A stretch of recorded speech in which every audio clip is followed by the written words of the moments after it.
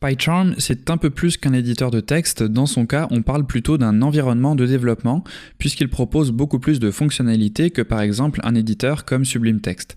Alors ça a ses avantages et ses inconvénients. Le principal inconvénient, c'est que de ce fait, il est un peu plus lourd. Il ne va pas être aussi rapide à lancer qu'un programme comme Sublime Text ou Visual Studio Code, et il est plus centré autour de projets. Donc si vous voulez seulement éditer rapidement un petit fichier isolé sans pour autant avoir besoin de mettre en place un projet et de lancer toute la machine, eh bien ce n'est pas forcément la meilleure solution. Du coup, moi j'utilise les deux.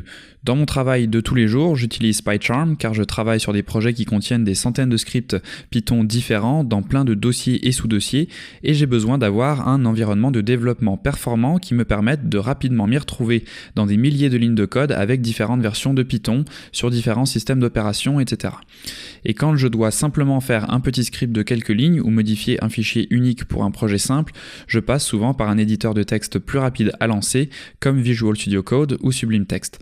Donc je ne dis pas que ce n'est pas possible de faire la même chose avec Sublime Text ou Visual Studio Code, mais PyCharm est vraiment fait pour Python. Donc forcément, il y a beaucoup de choses qui sont disponibles nativement dans PyCharm pour lesquelles il vous faudra passer par un plugin avec Sublime Text ou Visual Studio Code.